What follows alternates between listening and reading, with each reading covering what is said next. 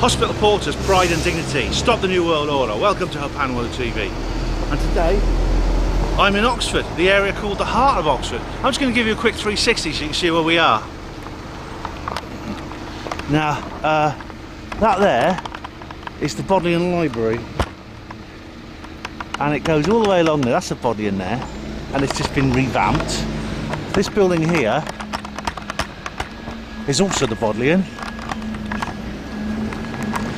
And underneath our feet, as I've explained in previous videos, there's an underground vault for the books underneath the ground, and some of it's secret.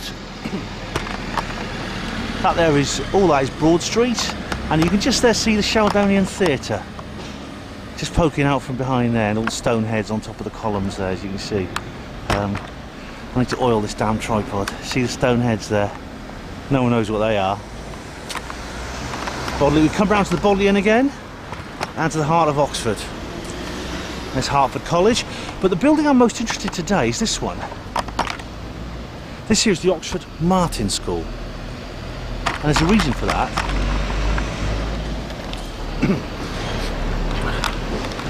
A reason which I will go into, but the reason I come here today and why I'm filming it outside the Oxford Martin School, I've discussed the Oxford Martin School before on previous videos, is because of the issue of climate change, and that is going on. There's a big conference going on in Paris at the moment called COP21, the 21st Conference of the Parties. It's being held at this luxury kind of, well, it's sort of luxury, but everything's made of wood. It's all a bit basic and hippie. But it's being held at Le Bourget, which is in the northeast of Paris, not far from the stadium where the bombs went off the other week. Now, there's been several summits over the course of the last few years or decades related to the issue of climate change. And this started with the so-called Earth Summit in Rio de Janeiro in 1992, and then in 1997 we had the Kyoto Protocol, which was the first attempt to actually create an international treaty to reduce carbon emissions, or, well, it's carbon dioxide gas, but of course it's been rebranded as carbon. Probably Saatchi and Saatchi probably told them they had to do that, so it's now known as carbon. And then of course in 2009 there was the Copenhagen summit where everything broke down. It was the whole process broke down. No deal was reached. And of course now there's this new one. There's this COP21, which is a neat little name for what it's the United Nations Climate Change International Summit or something like that. But it's basically one of the most highly charged political events of the decade, and its implications are enormous, because what happens at that meeting will affect international geopolitics and international policy for many, many years to come. And of course there's been protests, not people like me who have very, very different ideas indeed, but by the people who want some kind of deal, the climate change protesters, who believe that climate change is real, and they're desperate for the COP21 to push through some kind of deal, some kind of agreement, in order to have some kind of international treaty for climate change. And because of the explosions in Paris, that Paris attacks, which I've covered in previous films, and you know my views on that. I've also done a radio show with Nick Colostrum all about this. Because of that, security is extremely tight. Security at the Paris location. I mean, this President Hollande, as I explained in those films, has brought out a state of emergency in France, and this gives him these laws give the authorities the ability to carry out far more stringent restrictions on people's movements and activities than they would do otherwise. And some people have been confined to house arrest. They've actually been locked up in their homes, even though they've not committed a crime. It's rather like what they did to Charlie Veitch. Not that I agree with him, but he was arrested for pre-crime, as he said. Now, this is breaking news, but there has been some kind of draft agreement created, and I'll say more about that later when I get the details, because I've only just heard it. It's breaking news.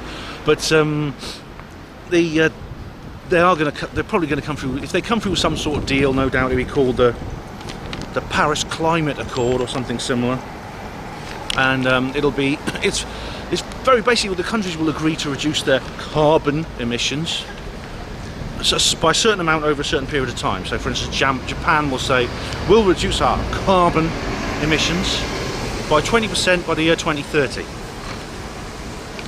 But it's not as simple as that. It's not as simple as these guys simply getting out a list and getting out a stopwatch and a calendar and saying, right, we've got to cut this much down by that time. Because what happens is these emissions actually become, these emission reduction commitments become what's known as carbon credits. So in other words, they become a kind of bond which can be traded. It can be bartered, and it can be bought and it can be sold with other nations within the protocols. There was a big thing after Copenhagen where I think the United States sold a lot of its carbon credits, and that term carbon credit was created. It sold a lot of its carbon credits to Ethiopia or something. Basically, they are. It creates a bond that can, like I say, can be bought, bartered, or sold, or it can be floated on the stock market.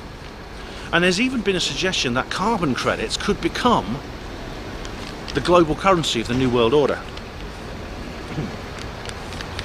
Now, whenever these political events take place, it's not what's said that matters so much as what is not said. You've got to read between the lines. And what are they not talking about? What are they not saying? And there's several different elephants in the room, underlying themes here that they're dealing with. And one of those is that the fact that this conference is seen very much as a last chance. And if no deal is reached, there may be calls for a state of emergency, a global state of emergency. And I discussed before Dr. Mayer Hillman, and he's one of several. There's others such as Bill Gates. He's another one. Dr. Mayer Hillman did a lecture at Conway Hall last year, in which he stood up on stage and he said, Martin Luther King once gave a speech where he said, I have a dream, but I don't have a dream, I have a nightmare. And then he went on to explain how basically we're all doomed unless... He started by saying that the United Nations personal carbon allowance must be implemented everywhere. I'll wait till this noisy bastard's gone.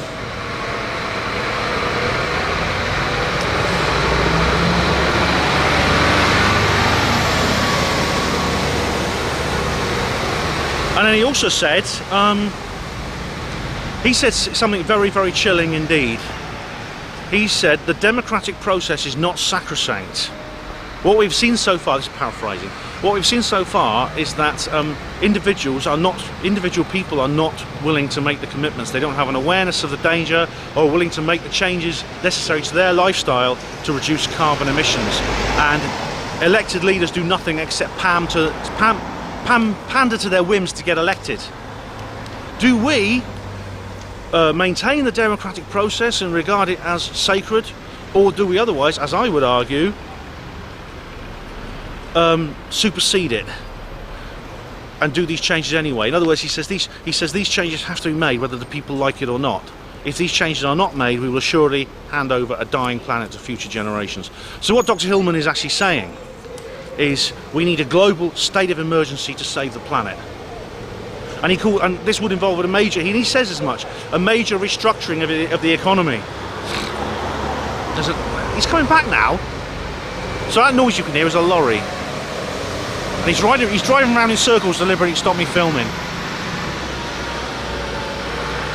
He's obviously working for Al Gore. Him. That one.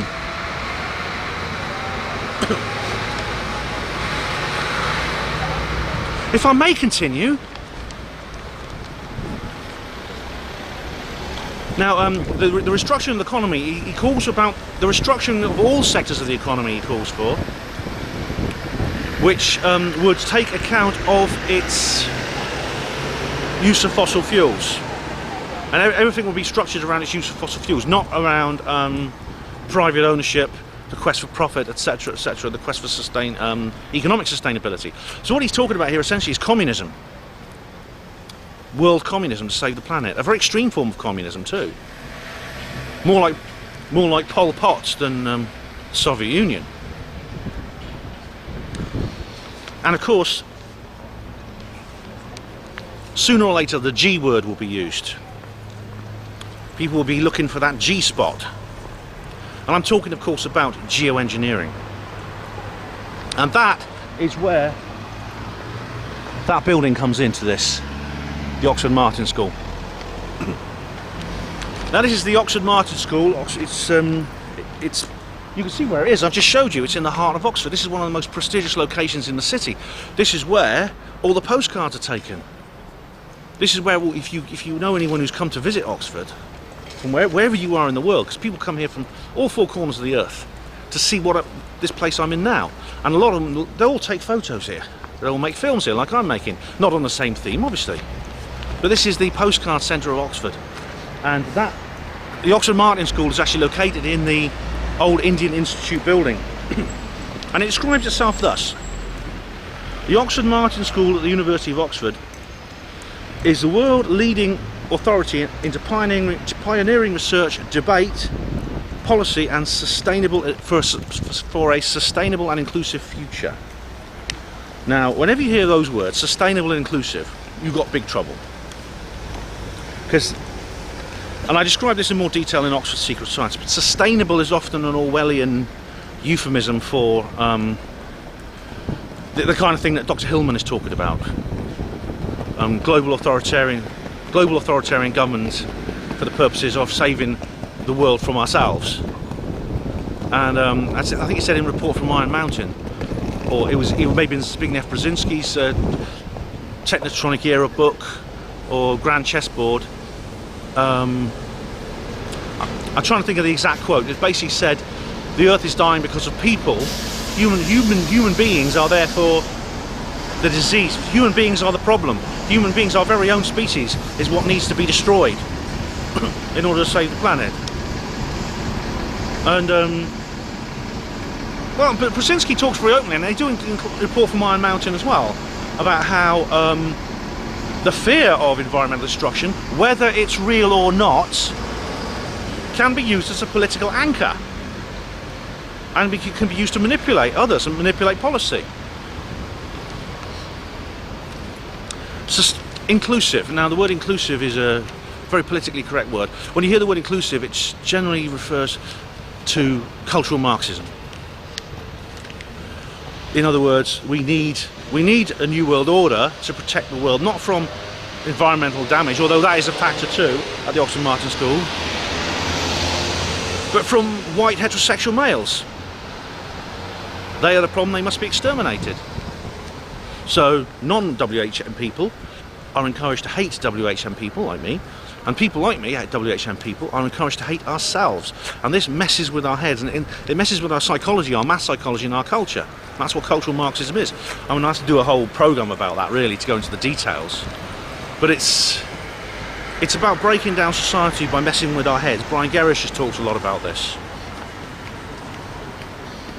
Now, this humble little building behind us, I say humble, it has a budget of 100 million a year from Oxford University. Now, I suspect that's just the tip of the iceberg. I mean, the thing about it is, the Oxford University, and I've talked a lot about this, I mean, just down that road there,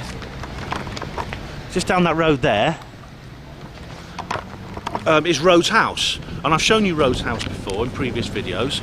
I've shown you also not far past Rhodes House, is the science area. This is the only city in the world that has a district within it dedicated to science. It's actually called the Oxford Science Area. It's a civil district of the city. That's unique in the world. But I've explained how about how this institution, Oxford University, It's more than what it appears to be. It has. No, it's not in any one place. I mean, you must, if you live here, this happens all the time. Some American tourist will come up to you and say, "Excuse me, sir, could you tell me the way to Oxford University?" Where'd you point them?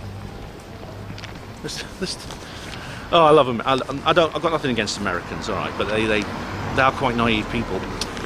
Because there's 48, what is it? No, 52 colleges. There's institutions like the Oxford Martin School. There's the Institute of Molecular Medicine at the hospital, but they also own facilities in other places around the country and abroad. You could point them to the Oxford University facilities in Harvard University in the United States and tell them go home and go to that. That's Oxford University.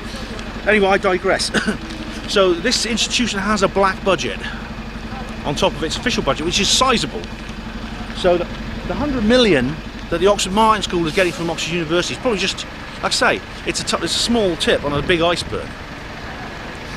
Especially when you consider what it gets up to, I mean, you see, it has this public face. You see this with the Tavistock Institute as well. Sustainable, inclusive future. I mean, there's hardly a word in its mission statement under 4 syllables.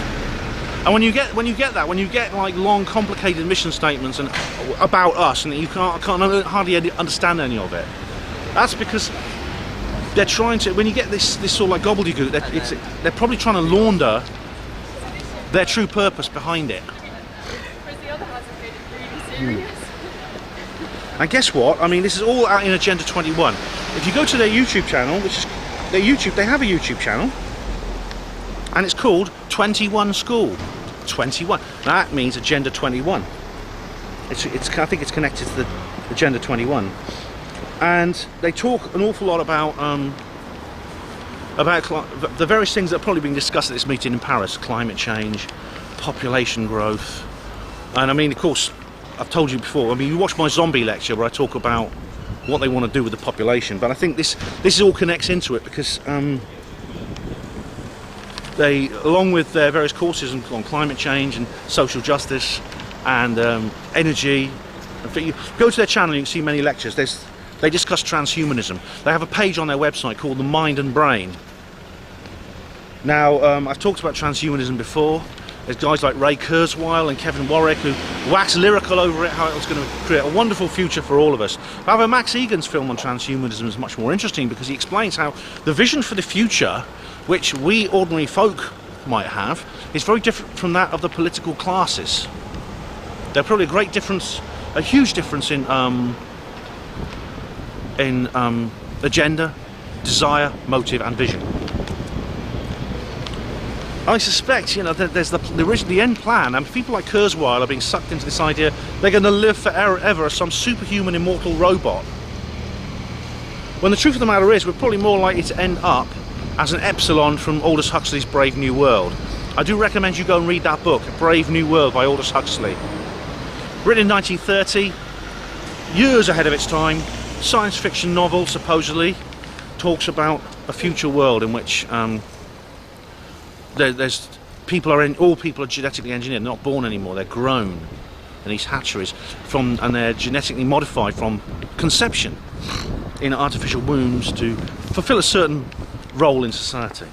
Huxley knew a lot of stuff that he probably couldn't speak openly about. He was a member of various international think tanks, and he was George Orwell's school teacher, interestingly.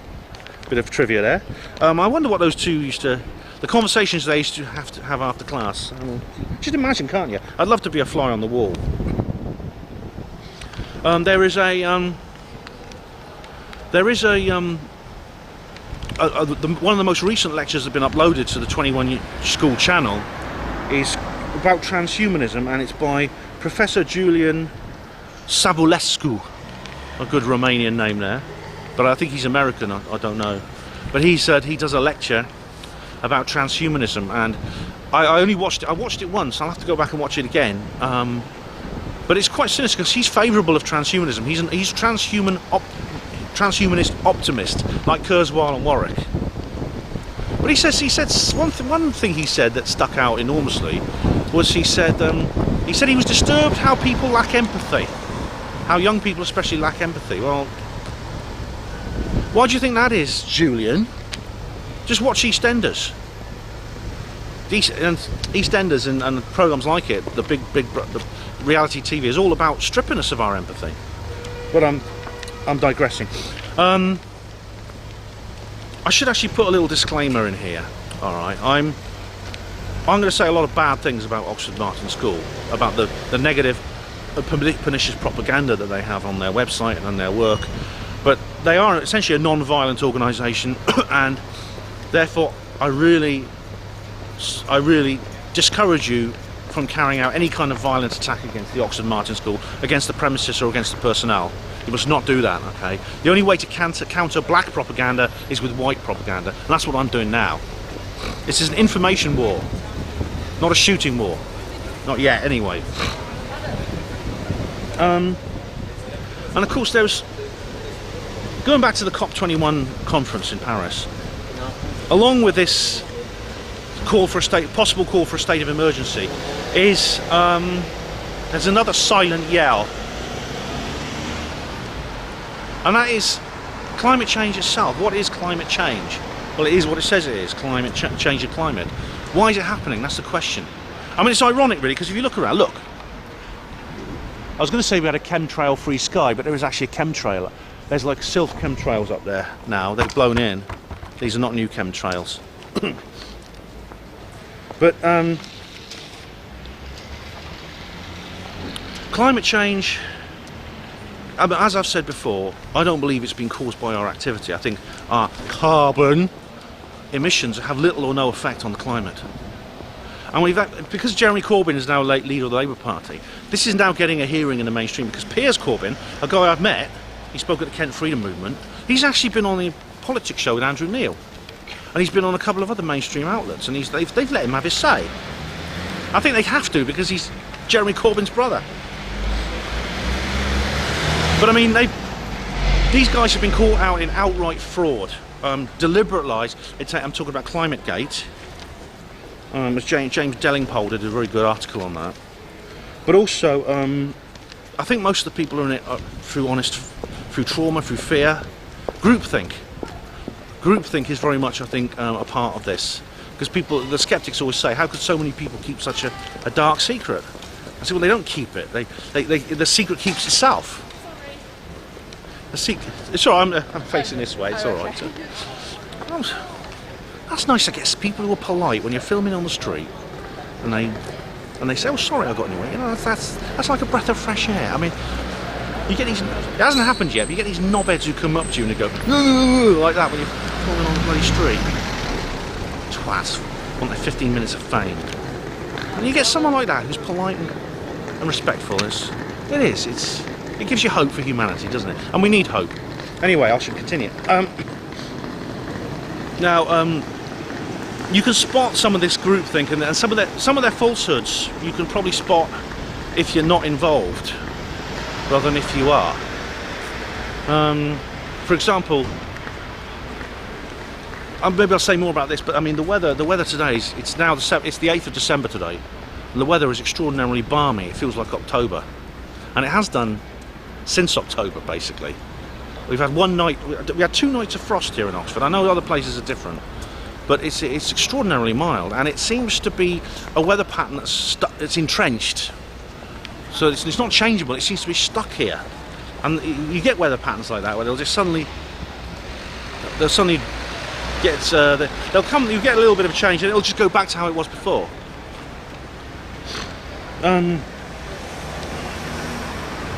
Now, several people have commented, and there's a skeptic called Michael Marshall, known as Marsh. He was on a skeptic radio show, the Skeptic Zone, the other day, and he said it's the warmest November on record. It makes you think, doesn't it, about how our carbon emissions are changing the climate and what's the future of planet Earth.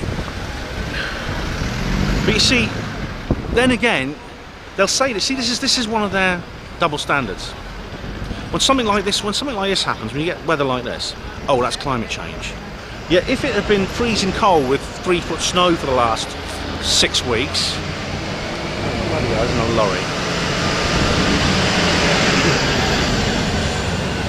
Like I say, if it had been below freezing for the last 6 weeks with 3-foot snow, don't you know that's weather, not climate?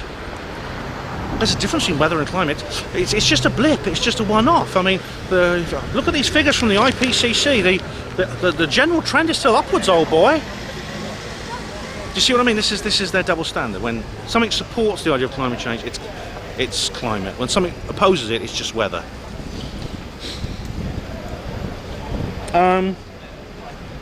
The actual when scientists and these various institutions, it's a multi-billion-dollar industry, climate change. There's massive institutions with billion-dollar budgets.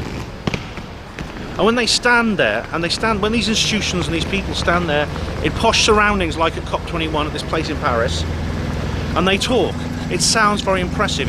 It sounds like an edifice of certainty. But it's actually built upon the foundations it's built upon are a mountain of broken careers and broken lives. I'm talking specifically, I mean, you've probably seen my report on AV2, on the Alternative View conferences, AV2 and AV4, where Dr. David Bellamy spoke, former TV personality, disgraced because of his views on climate change, and Johnny Ball, who was another TV personality. These are people I grew up with. When I was a kid, they used to present children's TV shows about science. They're now pariahs because they dared to question the official narrative.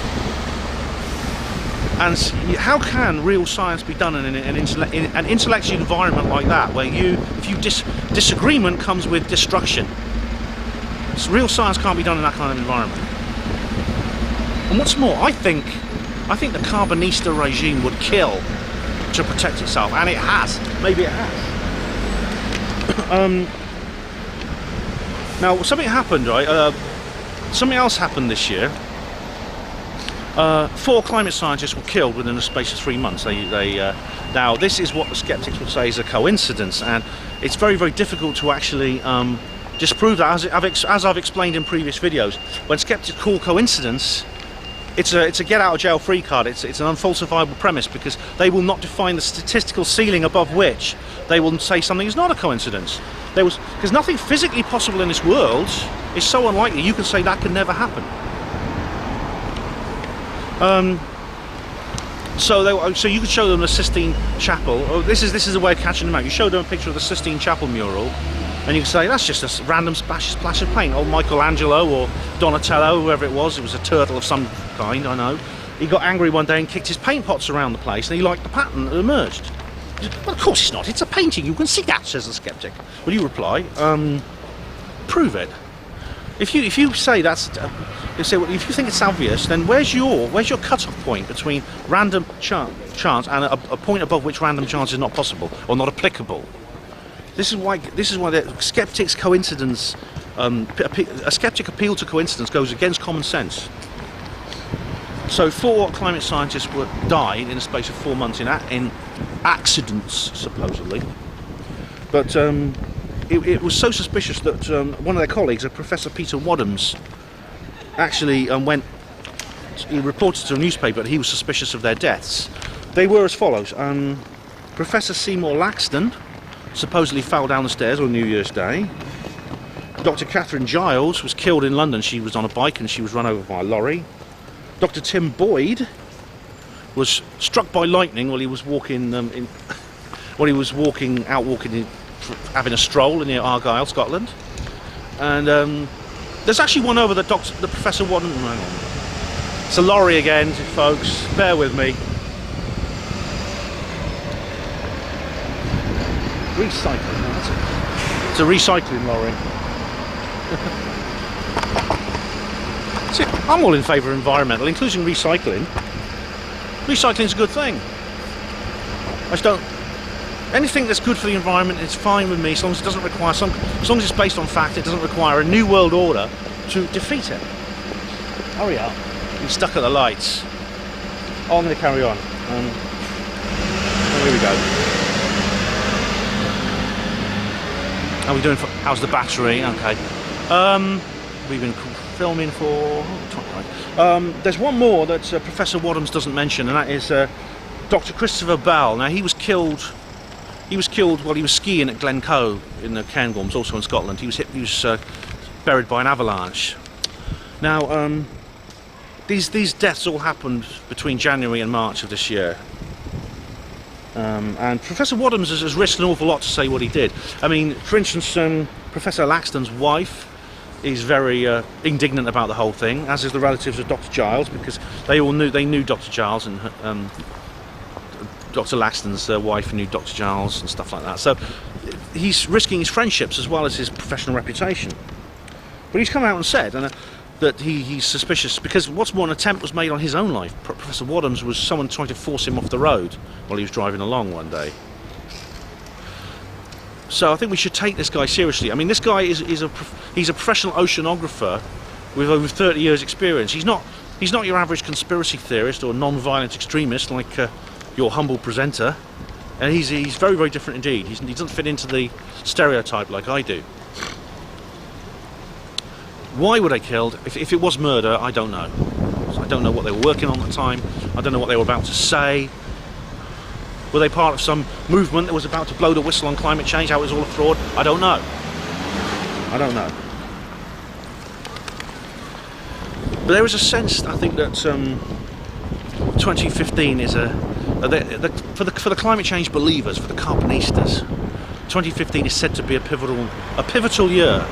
Not just because of the COP21, but this came out actually on New Year's Day, because there's a sense that if we don't begin reducing our carbon emissions this year, the Earth's temperature is irrevocably going to rise above 2 degrees centigrade, after which it'll be the point of no return, because then there'll be a self-sustaining feedback loop of horror and devastation. For instance, the permafrost will melt. This will release the frozen methane hydrates from beneath the Siberian permafrost, and the sea temperature will warm up, and the permafrost, the frozen methane hydrates from under the sea will come out.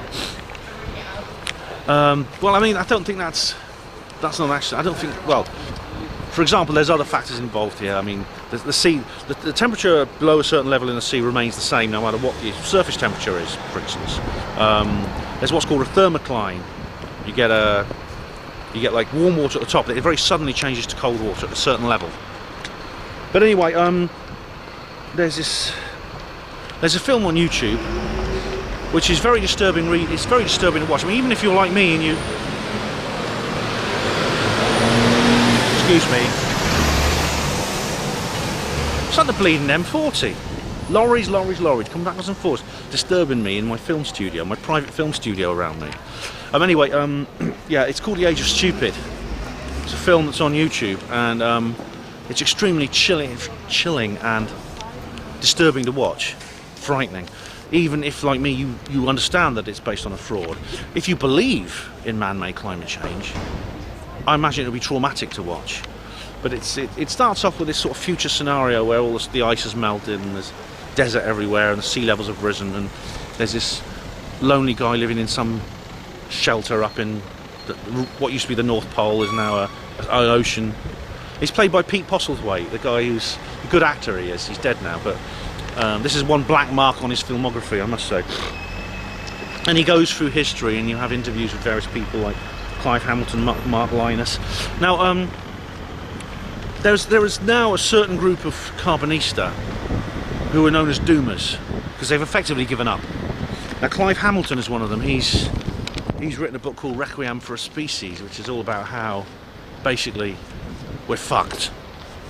There's no hope of saving us from climate change now, and all we can do is manage the decline of our civilization as well as we possibly can, and perhaps possibly the extinction of our species. I mean, there's a guy called Guy McPherson he's really extreme. This guy. I mean, his despair is so profound. It's paradoxically, it's kind of mutated into this gleeful, defeatist magnificence. But he's written several books as well. He's always on YouTube going on about how we're doomed, and he's even more extreme than Clive Hamilton. I mean, we've had it. We're dead. He was on Vinnie Eastwood's radio show a few months ago saying that basically there's nothing for us to do now. There's nothing we can do. Just enjoy your life as it lasts. Delight in your family and friends and loved ones. Enjoy the countryside while it lasts, because we're all going to die. That's what he says. And he goes around. Funny enough, for a man who thinks all hope is lost, he puts a lot of effort into disseminating his despair and despondency. He goes all over the world lecturing, telling other people why we're all doomed. But personally, I mean, I actually feel sorry for these guys. I really do, because what kind of miserable life must they be leading? Really believing that, really everything's over. They've had it. We've all had it. But I mean, I think those guys are fairly harmless compared to some of their peers who have not given up. Now, there's a guy. This is a guy. One in particular actually lives in this city, and he's used to be involved with the Green Party. I don't know if he still is, but he's called Mark Linus. He's what I call a new green, because he supports GMO food, he supports nuclear power, but he hasn't given up. He calls himself an optimist. Although when I listen to him speak, I think, what a miserable bastard. But he's also very insulting to people who disagree with him, which is a bad sign. But Mark Linus has written a book called 6 Degrees.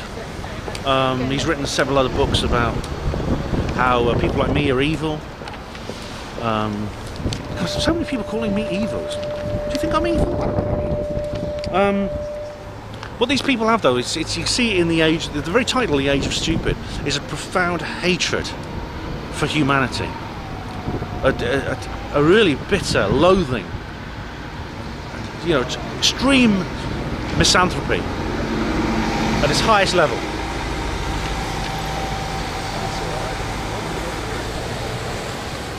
Now,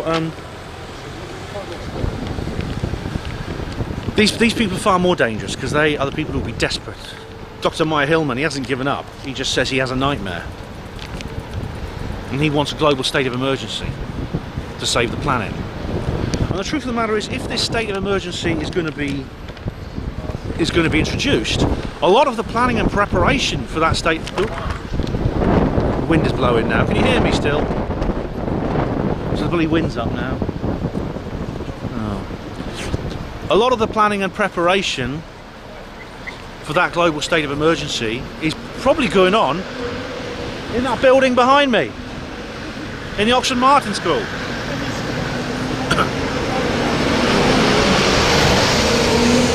Because you can actually enrol in the Oxford Martin School and do a course in geoengineering. You can actually get a degree in geoengineering, even though supposedly geoengineering is not going on. But of course, it is going on. Look, is that just condensation? Is that just water vapor? Of course it's not. So you can get a degree in theoretical geoengineering when real geoengineering has already begun. But I think it's the climate, the chemtrails. There's another bloody lorry.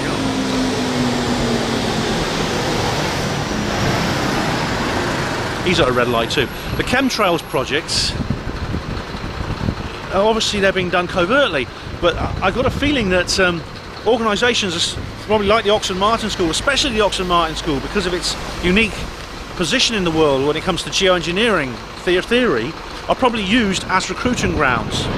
In the same way that universities are also used as recruiting grounds by intelligence agencies, like the Cambridge spies.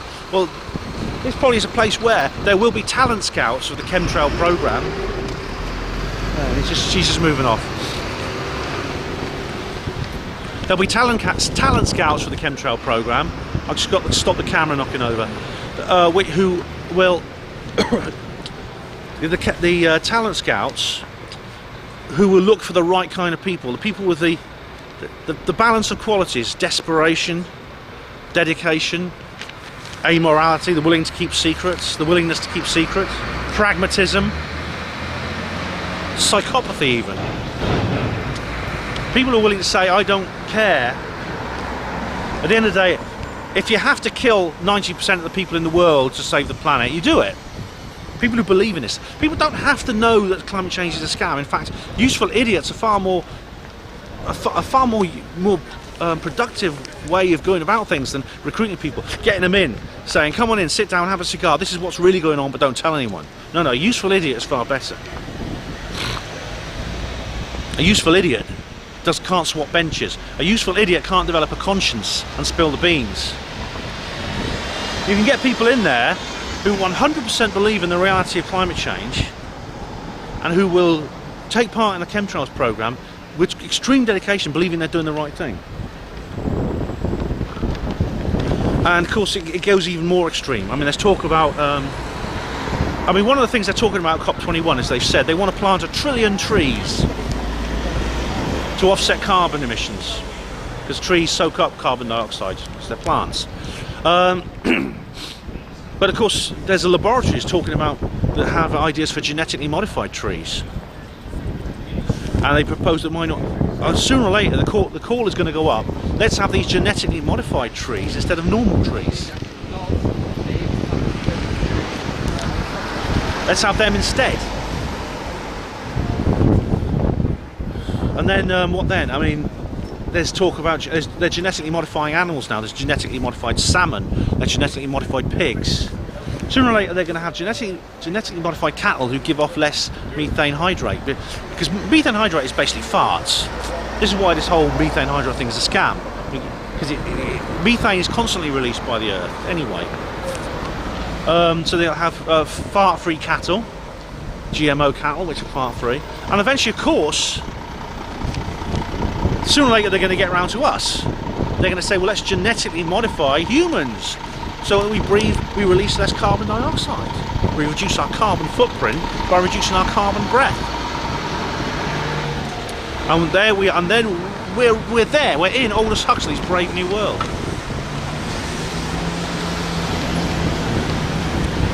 So now I'm going to let you. Now I'm going to talk about the various updates I have. There's more. There is some recent news that's just come about. We're going to explore that now. Now this is the update that came out yesterday. It's from the BBC. This is a little bit of the page.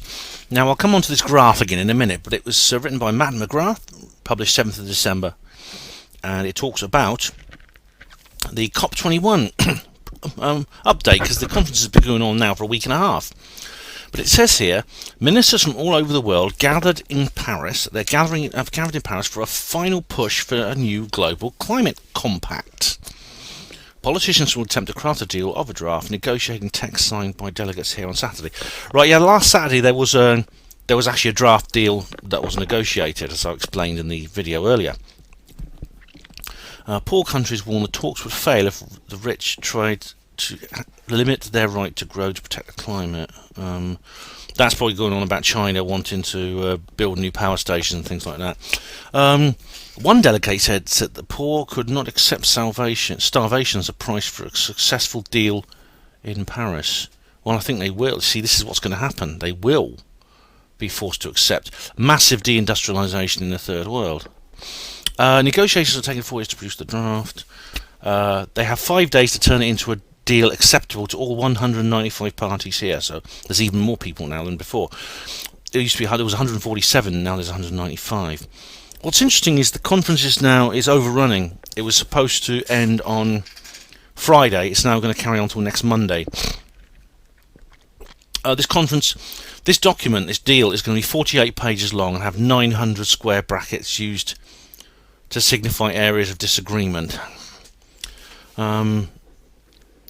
Next week is the week of compromise, so it's going to go on all next week, so I don't know about that. How come our UFO conferences can't overrun? Bloody heck. Honestly. There's still disagreements over whether this deal will be completely legally binding, or whether just parts of it will be. Now, this graph is very interesting because it apparently shows temperatures rising from the end of the 19th century until today. What it doesn't show is a source, so I don't know where this data comes from.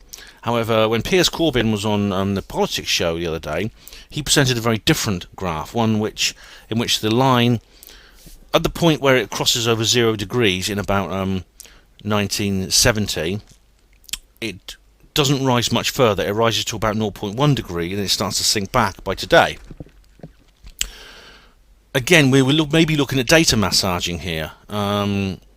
You've heard of the hockey stick hoax, I imagine. This is where it's a bit like ClimateGate. They try to eliminate the medieval warm period and to mislead people to think that climate change was something that just existed today. And they're capable of doing this, as I explained, I've been explaining in this film. They're now talking about whether to raise the temperature to 1.5 degree or 2 degree. Now, how come they're saying this?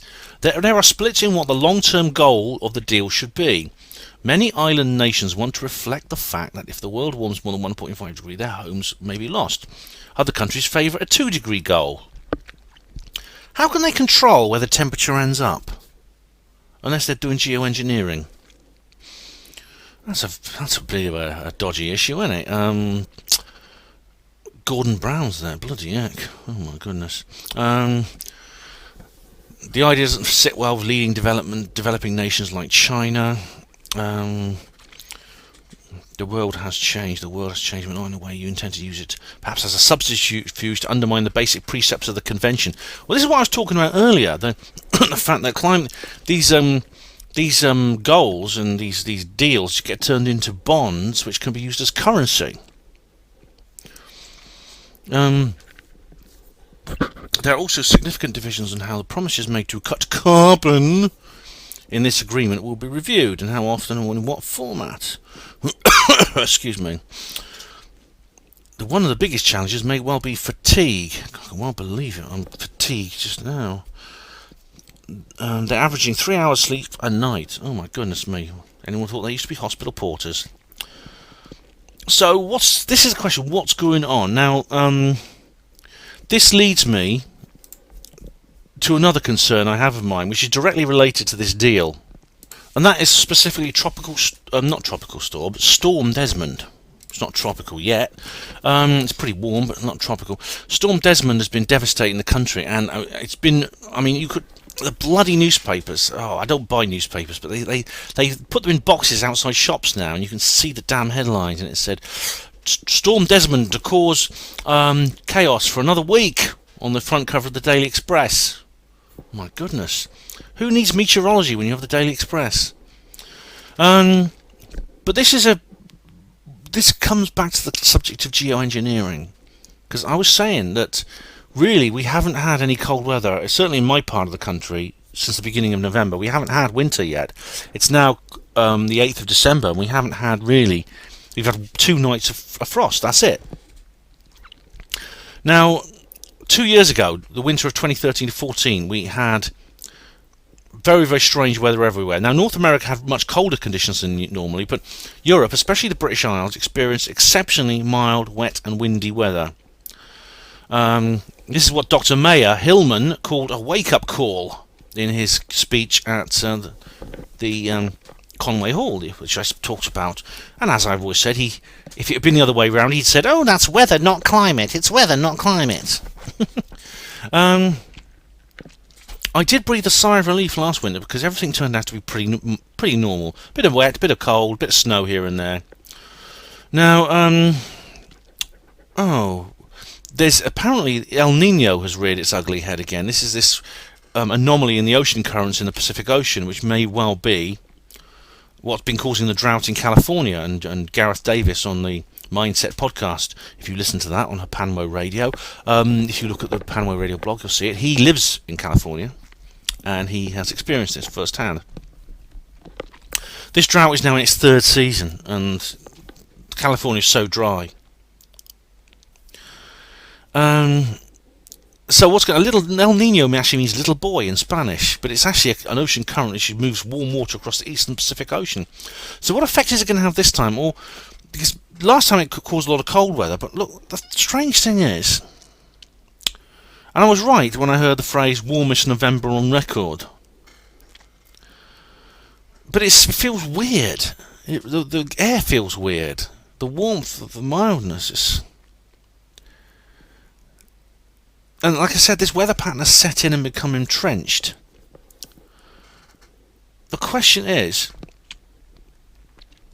this geoengineered? Is what we're experiencing now geoengineered? Storm Desmond, the warm weather I've been experiencing, things like that. If so, it could have been done deliberately because of the COP21 conference to ram home the message that climate change is a real threat. Because I tell you what, in Copenhagen it was quite funny because Well, a couple of people couldn't. A couple of people who were supposed to go to Copenhagen couldn't go because they were snowed in. They're not going to make that mistake again. We've already had Storm Abigail, and then we had Storm Desmond. Funny the names they give these things, isn't it? There's actually a move afoot in the Carbonista world to name hurricanes after climate change deniers. So there's going to be a Storm Piers for Piers Corbyn at some point, no doubt. Maybe there'll be a Storm Ben for me once this video goes out. I don't know, but I'm going to have to keep an eye on this because I'll keep you posted with weather updates if this carries on. Because I've got an awful feeling this is going to go on all through what should be winter.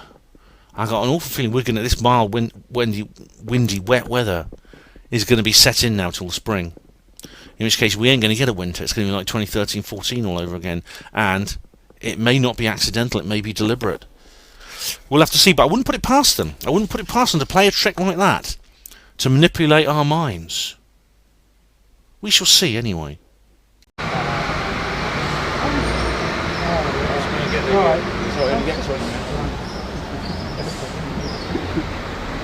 Lovely spot this, beautiful place.